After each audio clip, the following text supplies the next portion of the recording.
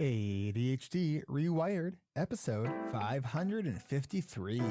Since 2014, this has been the podcast for ADHD adults who have really good intentions and a slightly wandering attention. I'm Eric Tivers. I'm a licensed clinical social worker by training and a coach by design. I'm your host, and I have ADHD. ADHD Rewired is more than just a podcast. You can learn about our coaching and accountability groups, our virtual co-working community, and more, all at ADHDrewired.com. We are wired for connection, and you are not alone. Learn more about our offerings, including our quarterly live Q&As, get additional resources for every episode, including links to any resources we mentioned on today's show. You can support us on Patreon, sign up for our email newsletter, and more, all at ADHDrewired.com. And if this is your first time listening, welcome.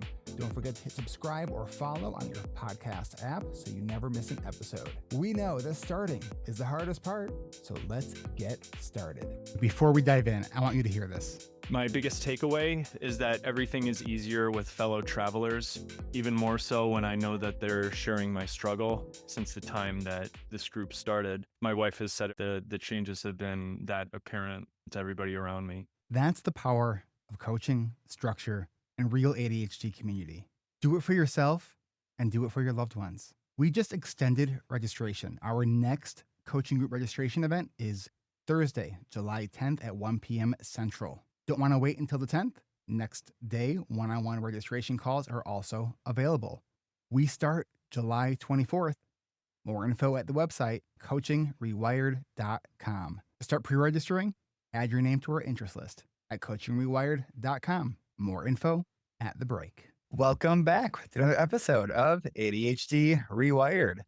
Always happy to welcome back to ADHD Rewired my friend, Ari Tuckman. If you don't know Dr. Tuckman, he's a psychologist, international presenter, ADHD thought leader, and he's the author now of 5 books, including the brand new, The ADHD Productivity Manual.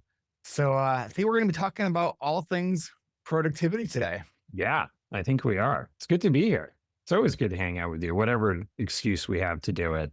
Exactly. Whatever it is, whether it's at a one of the chat conferences and all the stuff that we get up to there or here. So let's dive right in. So this is your 5th book. It is. You're tackling productivity on this one. So why did you want to do a book on productivity? It's so much of ADHD, of living with ADHD, of managing ADHD. Like, it's about productivity, right? It's about getting things done in the way that certainly you hope to, but probably also the way other people would hope for you. So that is so much of what I talk about all day, right? I mean, like you, right? I spend all day talking to clients. That's really kind of what I do. And so many conversations are about getting things done or the fallout from not getting things done. And I don't know, like I did this kind of deep dive on everything that goes into whether you do or don't get something done. And I just wanted to kind of put it all into one place. What were some of the sort of key discoveries that you've made from your research, all the client work you've done? Because you've been in this space, I think, longer than I have, actually. Yeah, 25 years. And I've actually did the math. I've done more than 40,000 client sessions in that time. So yeah, which is sort of crazy. I was like, what? I did it twice. Wow. Yeah. So you begin to see some patterns and stuff. And I mean, the big thing about productivity is there's a lot that affects whether you're going to get it done. And it's both simple things like, I don't know, do you get distracted in the moment, right? Your phone beeps, you were the dog or a kid or a coworker. How much sleep did you get last night? Did you take your meds? You even know you need to take meds. What's your mindset about it, right? Are you sort of psyching yourself out? Are you feeling overwhelmed? Is it unclear what you're supposed to do, right? Like, I know my boss said something, but I'm not really sure here. You know, there's like the social expectations of it and how you manage that. Do you have the social capital to say, sorry, I don't think I can do this? There's things like, I don't know, do you have a functioning schedule and to-do list and maybe an alarm or two in your life, right? It's like all of these different things that all feed into that one moment, and then the next one, and then the next one, and then the next one. You know, I've been in the kind of the productivity porn space. I mean, I like Hmm. to call it that because it's like it's so alluring of like, oh, what's the Yes. next big thing that's going to help me for the next week, right? And, Right. until This will solve every problem in my life. it's This is it right here. right. I know that you know because you see me present on productivity apps and like, and I've even fallen into that. Like, I get really excited about different tools and stuff, and it's like at the end of the day, we're left with ourselves Yeah. and our brain. And so, what are some of like the trends that you've been seeing? The thing about the trends is like what is old is new kind of thing. Like at the end of the day, all of this stuff, it's really just tools, right? It's sort of different things that possibly help you be more productive, right? And like my favorite sort of line is I tried alarms, they don't really work for me. Right. But you could add in like I've tried getting things done. I've tried some app or some cult or something. And like everything can work, but the question is, does it work? And I think that with a lot of these tools, what they do is maybe they make you more aware. Oh, look at that. It's now, I set an alarm to do something at 11 and it's now 11, right? So maybe it makes you more aware. Maybe it helps with sort of planning, right? So I'm going to set up some stuff. I'm going to plan out my day and blah, blah, blah, right? And that's all great. And certainly planning is important because it makes things more likely to happen. Certainly awareness is important because if 11 o'clock slides by unnoticed, right, then you're not going to do the thing at 11 that some earlier time you thought you should. But what they don't do is give you motivation, right? They don't get you over that hump that here I am right now. Now it's time to do that thing, right? And of course, 10 o'clock you is super optimistic. And 11 o'clock you is kind of like, screw that guy. What the hell? Why does he do this to me? I don't know if we've talked about this before. Do you see a difference between motivation and activation? Hmm. Okay, tell me more. Yeah, I think there's an important distinction here. So yeah, what are you thinking? Because that, one of the things that I've kind of been thinking about around this is that I think that we often will use the word Hmm. motivation, right? When we actually mean Hmm. activation, right? Like we do want to do the thing, but when that alarm or that goes off to cue us to do the thing, like the chemistry in our brain is just like, "Nah, not today." Right. Right? And it's not that we don't want to do it. It's that, it's that feeling of because we all have that feeling of when something actually feels somewhat easy to activate on because, all the Hmm. stars are aligned. We've slept well, we ate well, we've exercised, right? It's like, Yeah. oh, how do I harness this feeling? Because this is what I need to be doing like all the time. But that's not how ADHD life Sure. works. Yeah.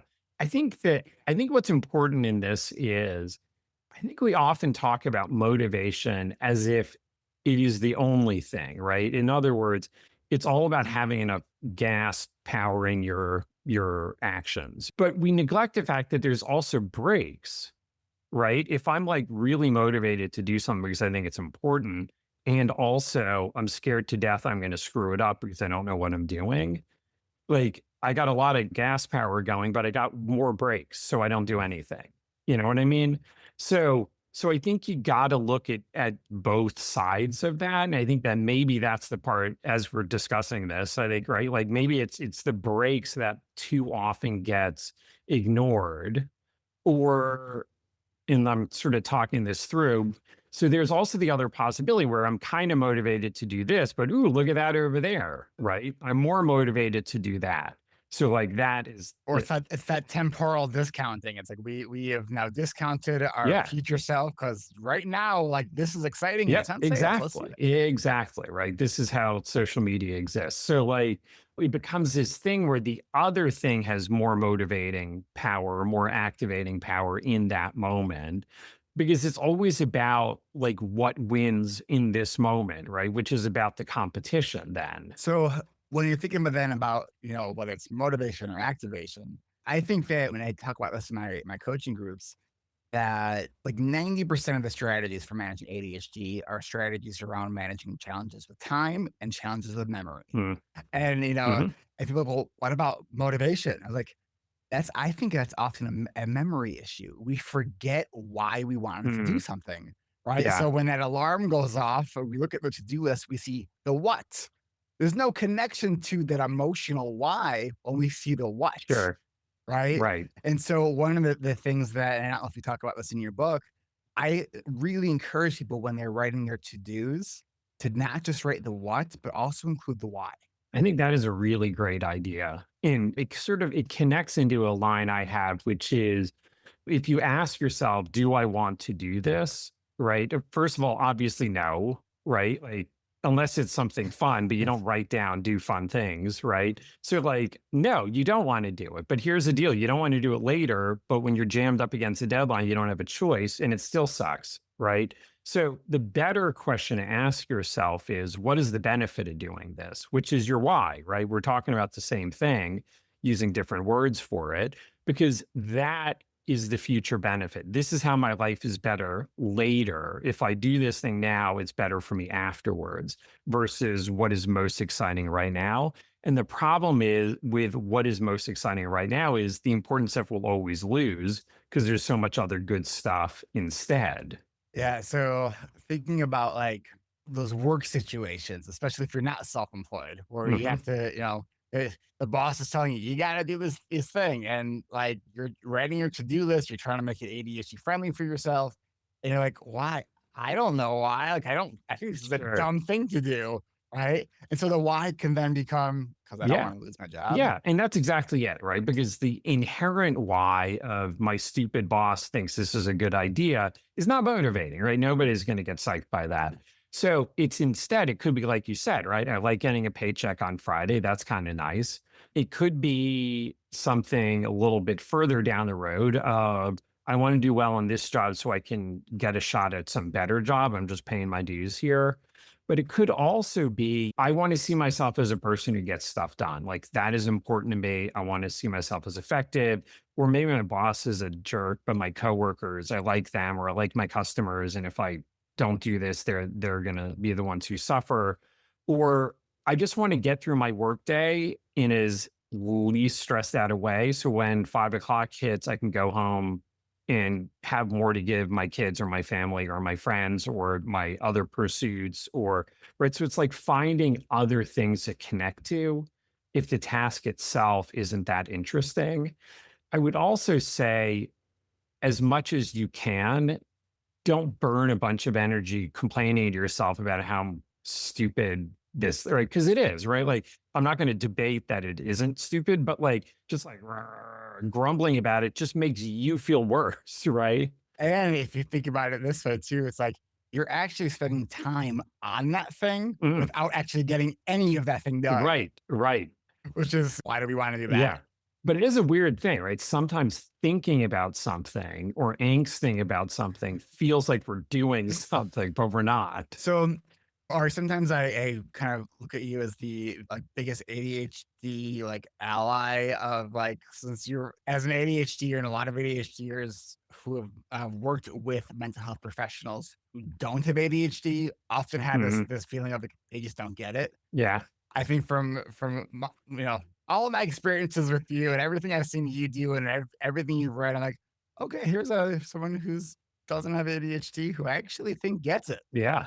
Is there anything that you have learned and have changed about your productivity approach to how you work and show up that you actually learned from ADHDers? I think it's been to enjoy some of the process more. Hmm. I've always been a guy who's been very driven, and it served me very well in some ways and not well in others, and kind of having that right balance. And so, like, again, it's good and it's bad. And I think just being a bit more like, this is okay. Let's enjoy this moment. This is good also.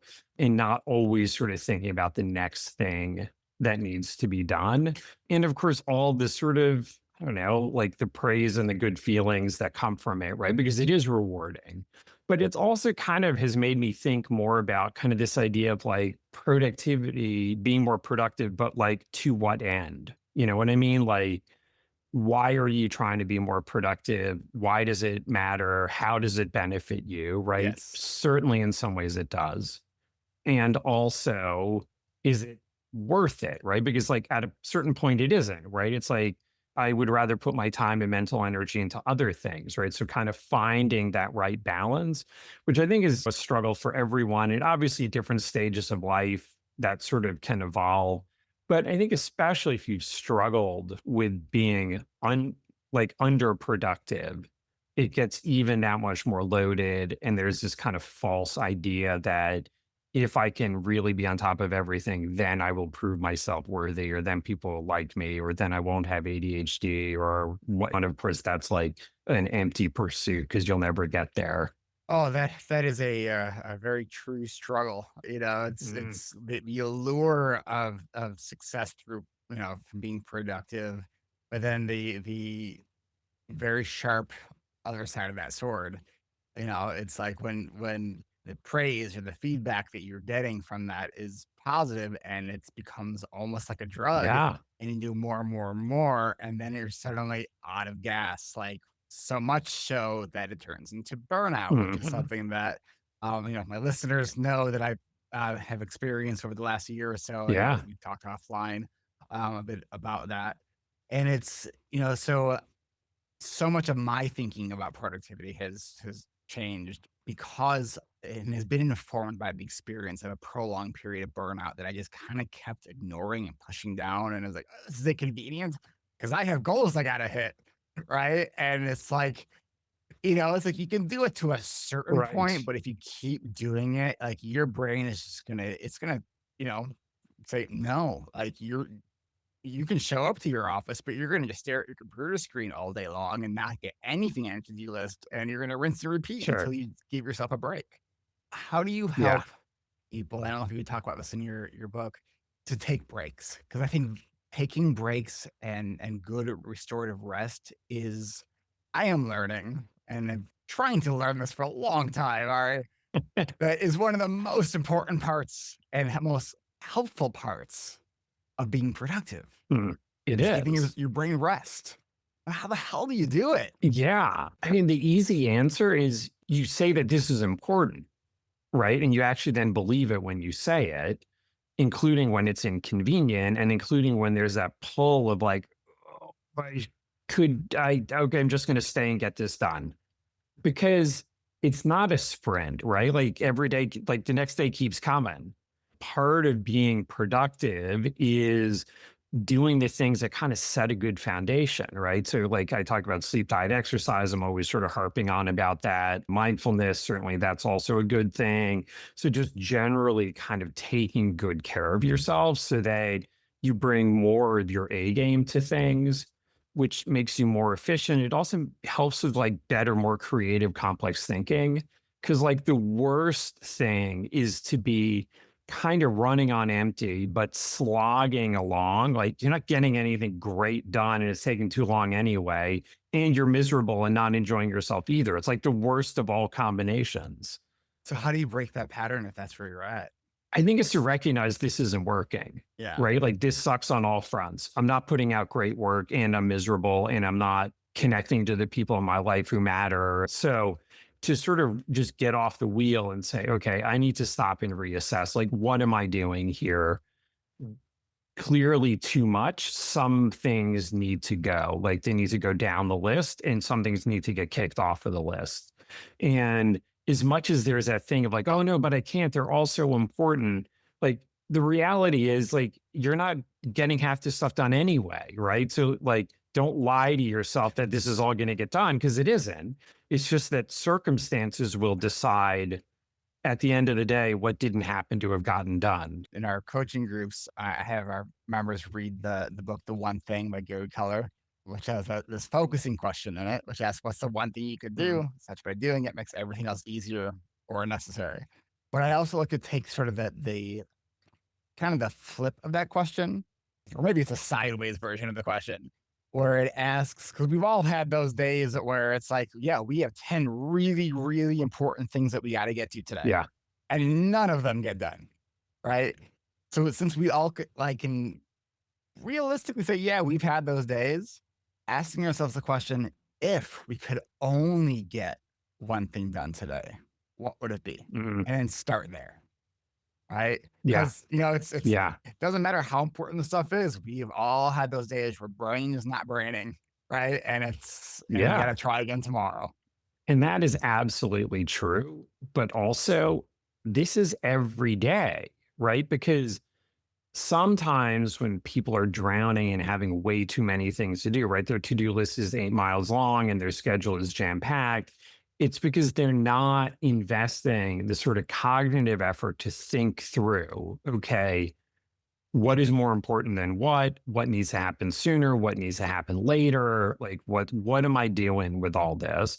But also sometimes it's the emotional effort of this thing makes me uncomfortable but I still have to do it, or I hate not doing this thing but also I'm not going to, like, it ain't going to happen and I just need to kind of like feel that pain and let it go anyway, or I need to do this a little better than I want to, or I need to do a little worse than I want to, right? And that it takes real thought and effort to sort through what am I doing day by day, even when it's just a normal day. To not even talking about there's like crazy days. So there's that whole thing as well. And what you just described is you said it as taking thought and effort, but what I'm hearing is that's all emotional self-regulation. It is. It totally is. Yeah. I mean, that is absolutely it.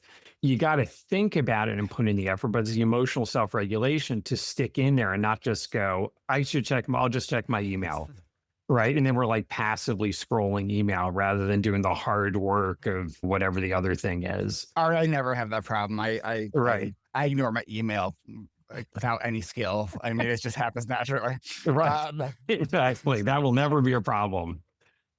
You know, social media maybe, but my email, I avoid Right. that. We're going to take a quick break. And when we come back, we're going to jump into talking about Ari's book, The ADHD Productivity Manual. So we will be right back.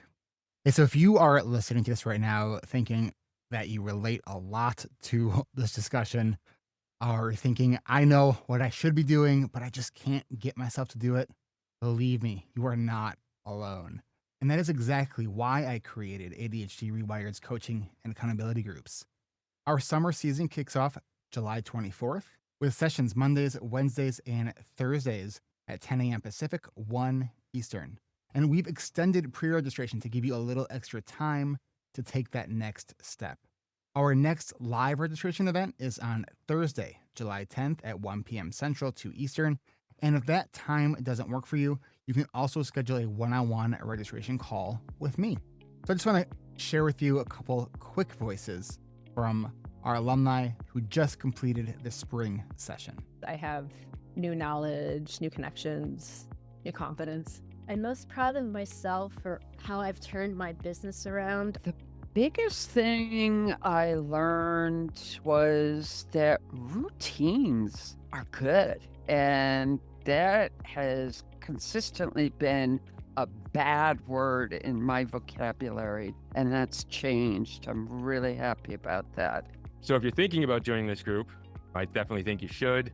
If you're struggling with burnout, if you're struggling with executive function or emotional dysregulation, don't know how to write a to-do list, join the group and allow the collective experience really help you.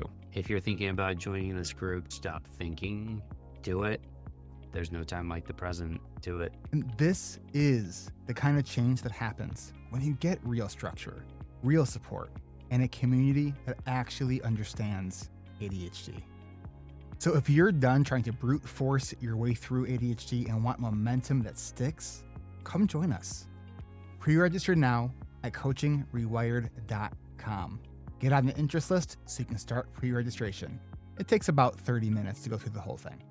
And you'll have everything you need to take your first step by going to coachingrewired.com. Don't do this alone. Go to coachingrewired.com. Hey, also, if you are looking for ADHD support and would love to work with me one-on-one, I actually do have 2 openings right now for new one-on-one clients. So if you've been wanting more personalized support to help you build the structures, systems, and strategies that work for your ADHD brain, this is your chance to work directly with me. Spots are limited because I only have 2 openings right now. You can learn more or reach out on my website, ADHDrewired.com. Click on services. and schedule a initial call with me. And if you are looking for a way to get stuff done with other ADHD brains, come check out Adult Study Hall. Adult Study Hall is our virtual co-working community where you can body double with folks who get it. No awkward small talk, just a supportive, focused space where you can work alongside others. Whether it's answering emails, folding laundry, or working on a creative project, it all counts. We even have themed room for writing, planning, cleaning, and more. Come for the focus, stay for the community. Learn more and sign up at adultstudyhall.com. That's adultstudyhall.com. One quick update for our patrons. Last week's Patreon coaching call I needed to reschedule. It is rescheduled for Tuesday, July 1st, 3 p.m. Central. Normally we do it on the fourth Tuesday of every month, and that is the continued plan, but I had to reschedule it. You can become a patron and join me for a monthly coaching call. Go to ADHDrewired.com/Patreon. Your book, the ADHD Productivity Manual. Talk about that. How is it set up? How is it different than other productivity books? I mean, so the first thing is for all of the books out there on ADHD, there's really not one of them that is just about productivity, right? Which I actually found kind of surprising. Really? Yeah. There's like, obviously there's productivity stuff in there, but it's not just about like getting things done. So, but I break it into 7 sections. So things like, why does ADHD make it harder to get stuff done? Setting up a good work environment, using your tools, so like schedule to-do lists and alarms. I talk about having a strong mindset. So all the kind of psychology that goes into whether we get those gears turning or not. I go into the social side of productivity in terms of how do you deal with other people and how do you manage expectations and what do you do when you have to disappoint someone and all of that and the sort of faking and the masking and right. So 7 sections and 36 chapters, right? Short chapters. I'm not going to bore you to death. You can jump around to any chapter you want. And every chapter ends with a bunch of questions that I call put it to work, right? Where you really think about, what am I doing here? Like, here are some questions to ask and really start kind of thinking about how you're handling this, whatever this topic from the chapter is. And what are you going to do? Where are you going to do it? You know, when and why, right? So again, it's really aimed, it's not quite a workbook, but it sort of leans that way, right? It's about taking the ideas off of the page and putting it into your life where it actually does some good. So the chapter that you said you have on the social part of productivity. Yeah. To me, that sounds very different than a lot of other productivity books I've read and listened to. Talk to me a little bit about that. Yeah. So I actually have a whole section. I think there's like 4 or 5 chapters in that section. So it's some of the stuff that we've already talked about, right? So kind of like people pleasing and things of that sort. It's stuff about like kind of how to disappoint and disagree with grace, right? Because you will disappoint people, guaranteed. We all do. Now, you might disappoint them because you dropped the ball. You might also disappoint them because you were fine, but they were unreasonable in what they wanted, right? So their problem has now become your problem if you let it. So how do you handle those kind of situations? And to sort of separate out, is this simply a thing of, we have different preferences here and that's okay? Or is it a thing of, I should have done it, but I messed it up. So yeah, okay, that one's actually on me. And if you've had a lot of years of untreated ADHD, you're going to have a lot of those. So it's easy to assume, and others will gladly join you in this assuming, that like, if we disagree, it's because there's a problem with you, so you should fix that. So how do you kind of stand your ground in those ways, right? Like, I mean, obviously be a good teammate, be a good partner, be a good whatever.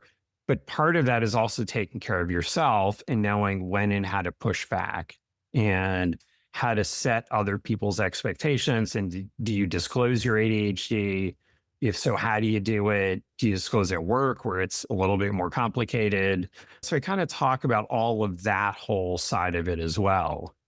Can you give some maybe concrete examples of things that maybe some language that people can use when they agree to get something done at a certain time, and they know there's no way in hell they're going to be hitting that deadline. Yep. Like, how can they communicate that? So the first thing is, at the time that you agreed to it in the first place, right? Did you take the time to say, hold on a sec, let me look at my schedule? By the way, do you have anything written in your schedule also? Right. So some of it is that, like, that's where it begins, right? Like, do you even know what you have to do? Do you feel like you can say no? Because if you don't feel like it's safe to say no, the person is setting you up to lie to them, right? Or they're at least setting up a false agreement, right? We seem to have this agreement that you're going to do this thing, but you're in your head, you're like, dude, no way. Like, I can't do this. You're agreeing on a hope and a wish, but Yes. not based on any actual information on your calendar. Right. Exactly. Right. There's no, oh, look at that. Tuesday afternoon, I've got some time. Yeah, let me put it down. So how does the decision get made in the first place? But then also, how does it get tracked, right? Do you somehow note it down? Do you have a plan for when it's going to happen? So there's that part as well. And perhaps it was a fine plan at the moment you agreed, but life happens. Things change, other more important things come up, right? So like, to be able to take that to the person and say, I know I said I would get you this by Wednesday. Unfortunately, some other things came up. I really can't do Wednesday. That is much better received on Monday morning than it is at Tuesday, 4:59. I always tell people that because I've often have struggled with that too, of letting someone know, like, I don't think I'm gonna be able to get this on time. And then I'm like, I have in the past, I've waited there. I'm like, oh, like I have to tell them now, but it's like I Yes.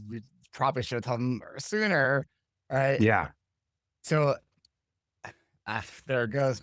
My thought lost Yeah. it. No, but this is totally a thing, right? And my line here is disappoint early, right? Because there's always that temptation. The avoidance is, if I don't say anything, a miracle will happen. Maybe the person will be abducted by aliens and they won't ask me about this thing I promised them, right? When I'm on the receiving end, when someone communicates with me that they're not going to be able to get something done when they thought they were going to, I just appreciate that they're Yeah. communicating with me, right, about that. And so I always try to keep that in mind. I'm like, okay, like most people I think are reasonable, right? As long as they just communicate, like they're not going to be mad. Yeah. They just want to know what's Yeah. going on. There was a member of my community that needed me to fix something on with their membership. And I just kept like falling off my list. So like for like a week, I kept texting them like, okay, I didn't get to it today, but like I'm gonna keep texting each day just so you know it hasn't fallen off my list. And it actually works for me, right? And they really appreciated it. Like people appreciate the communication, and I think once you sort of engage in that, then you are kind of getting a sense for, is this person reasonable or is this person actually toxic? And that's another issue. Well, and the thing about it is, like, with this member, like, you showed good intentions, right? By letting them know, I haven't done it, but it's still important to me, right? My intentions are good, even though my follow through isn't as good as I would like, right? And people, like, intentions matter a lot. We hope for good outcomes, but often we'll settle for good intentions versus that guy's a jerk. He hasn't said anything. I think he doesn't care, right? So if you're not able to hit the bullseye the way that you should, then at least let the other person know. There's also other sort of ways of kind of cueing this, right? So for example, if, I don't know, you're in a meeting at work and someone says like, hey, could you take care of this? If you're just like, and you don't do anything and then you forget, right? What is the obvious assumption, right? Versus if you're like, yeah, hold on a sec, and you show them without being like fake about it, right? Like show them you're writing it down, right? And that way they know, oh, awesome, they're taking it seriously. I mean, there's also the other thing, right? Like with this member, you told them, I will let you know, but you could also do it the other way of like, hey, here's the thing, I will do my best to do this, but totally feel free to check in. Like definitely do not be shy. If you're worried or wondering, like definitely check in. And I've heard you talk about how to set up accountability, which is, I think, very smart. Because that's leaning on codependence a little bit. So, but here's what I would say with that is, it is not their job to remind you. It is not their job to be your external memory source. But what is their job is they will be happier. It is their job to manage their own happiness. If they will be happier because they're not wondering and worrying, that's good for them. If a little bit of a reminder helps you get it done, that I think is worth it to them. Now, if you're always doing this, then it imbalances a relationship and then it is a problem, right? But if it's otherwise a balanced relationship, Yeah. and you got to be mindful of sort of power dynamics, if it's your boss versus like, if are you doing them a favor, or are they doing you a favor? So like, obviously there's nuances there, but it's sort of letting them know what they can do so that they will be happier with the That outcome. makes sense. And it's, like all things productivity. It's a lab of experimentation, right? It's, Mhm. there's no one thing that's always going to work for anybody.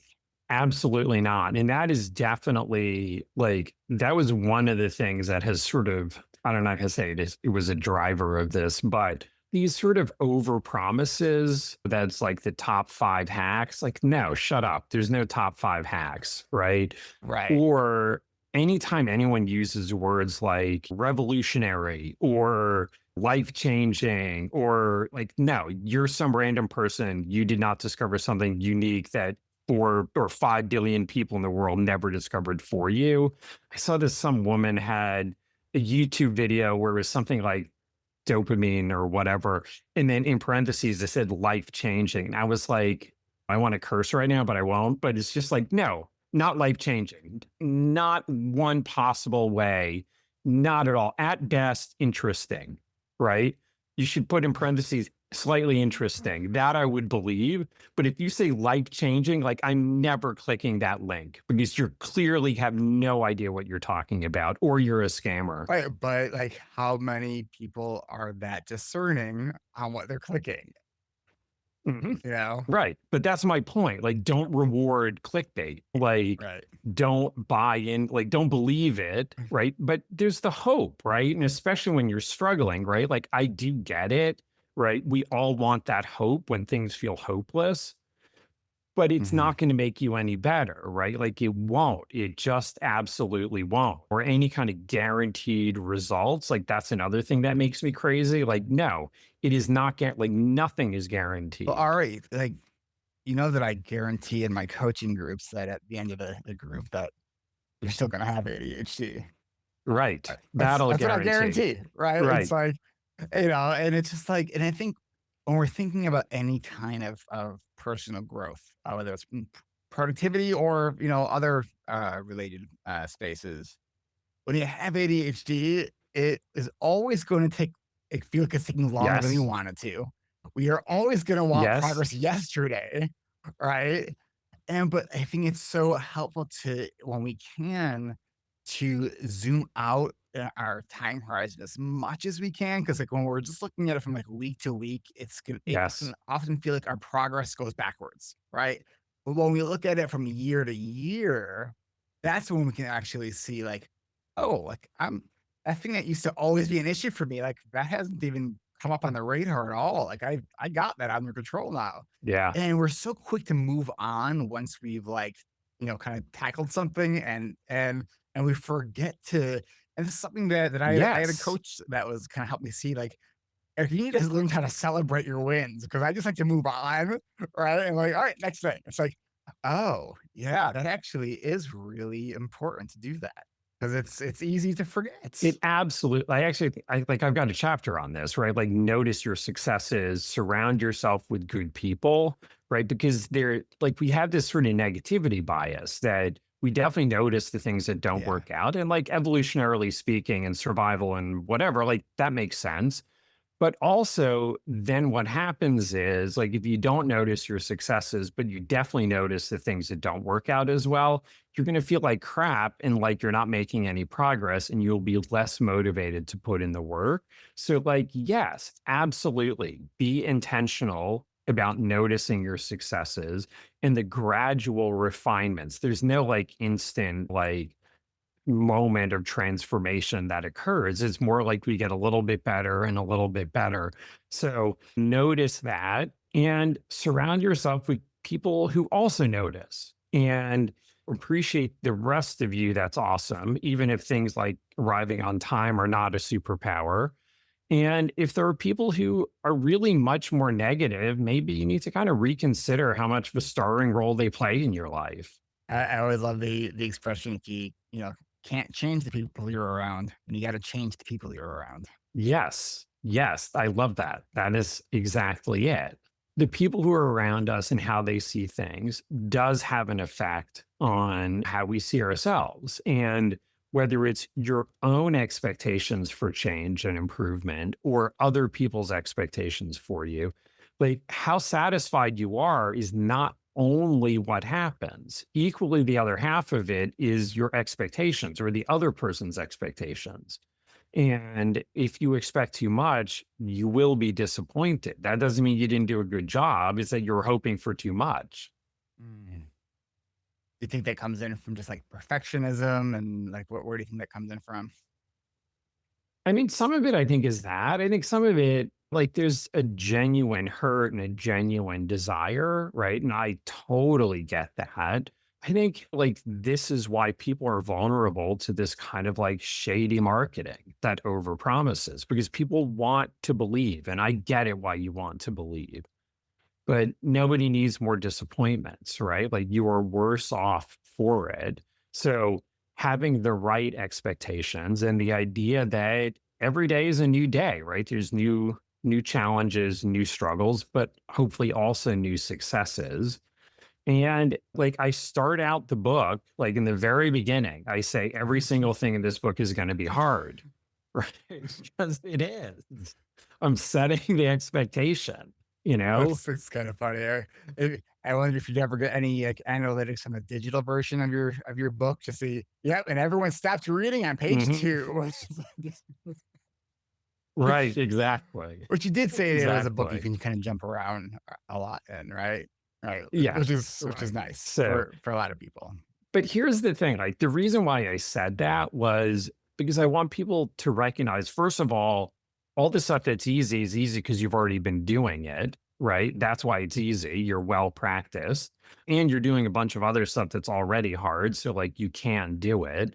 But I don't want you to sort of approach this or for one to approach whatever with these sort of ideas that it's supposed to be easy. And if it isn't, it means you're that much more screwed up, right? Other people, this is easy. Why is it so hard for me? Like, no, that's a lie. Just easy for nobody. Like, don't hold yourself to an impossible standard. And I think that, goes to the whole idea of like when we are comparing ourselves to others, we are comparing other Mhm. people's external, their outside with our Yes. internal, our inside, which is Yes. not a fair comparison. No, you're comparing your worst to other people's best, you know?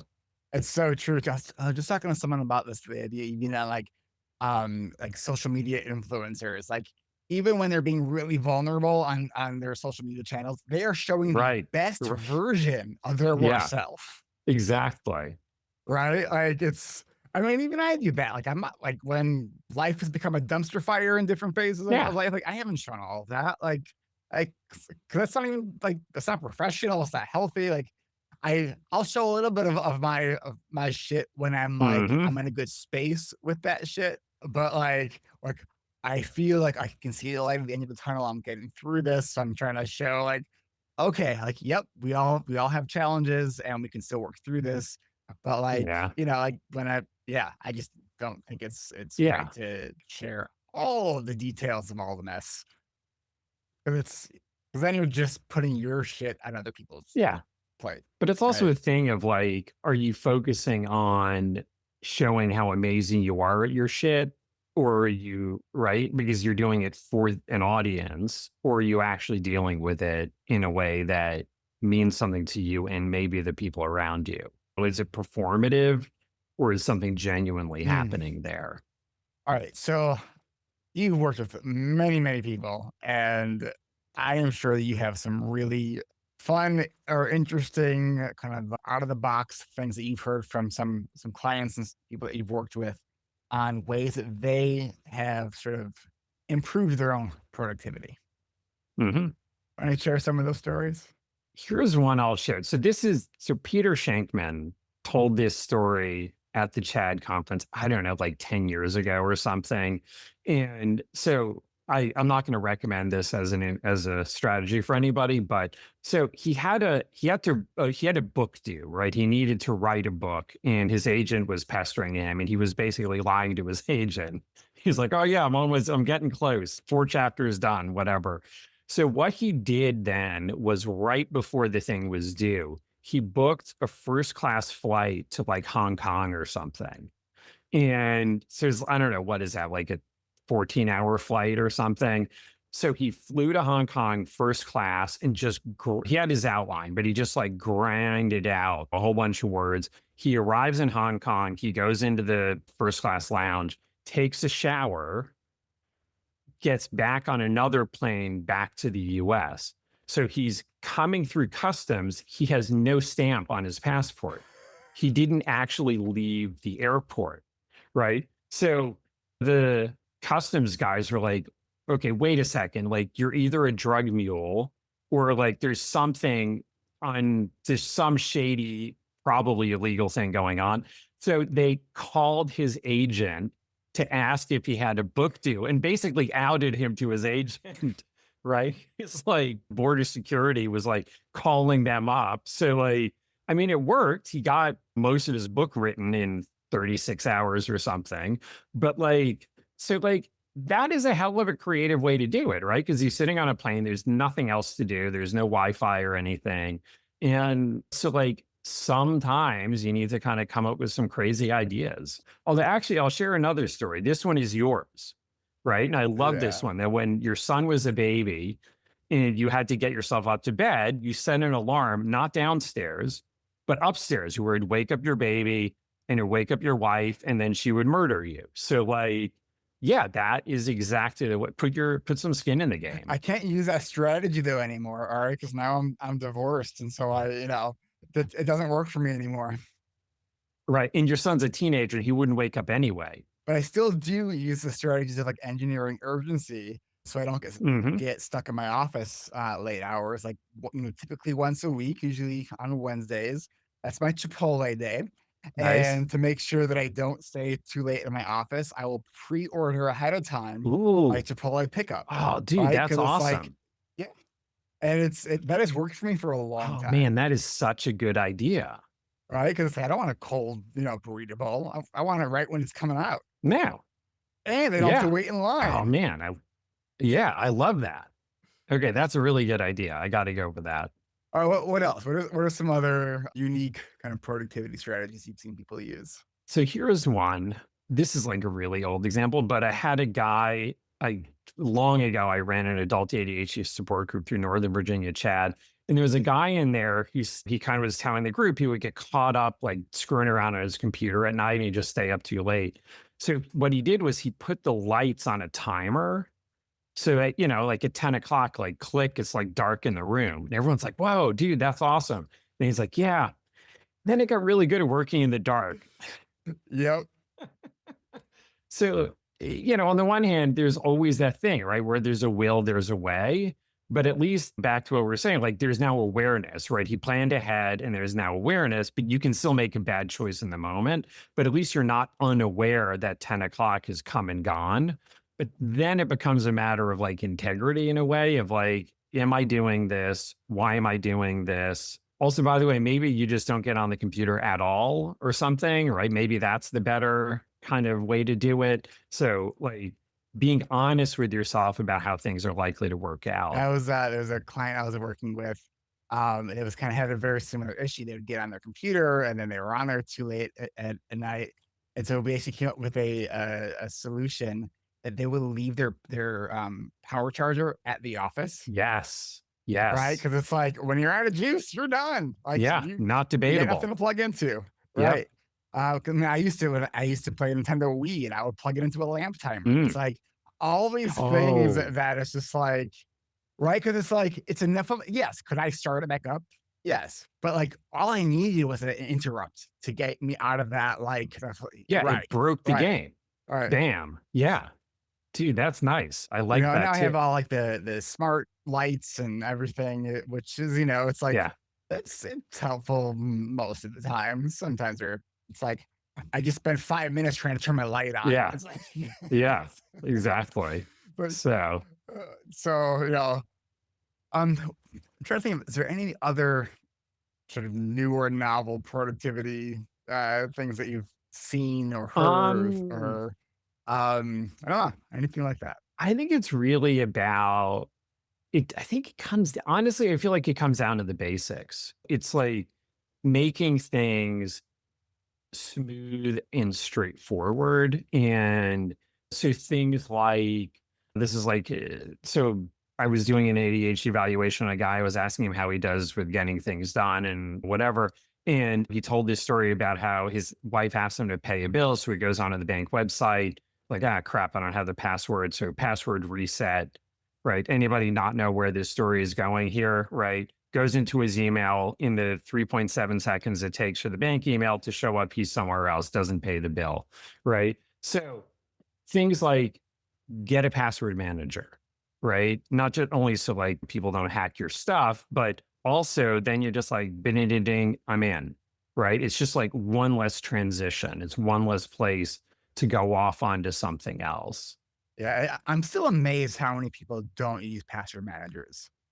Mm, It's because it is. It's because if you don't have it, it requires so much quick task shit or attention shifting to like, yeah, you said go to the email, do the password reset, get the magic link, do the. ugh. It's like, Yeah. it's It's just more you headaches. know, It's just annoying. So yeah, like as much as you can set up these smooth kind of processes.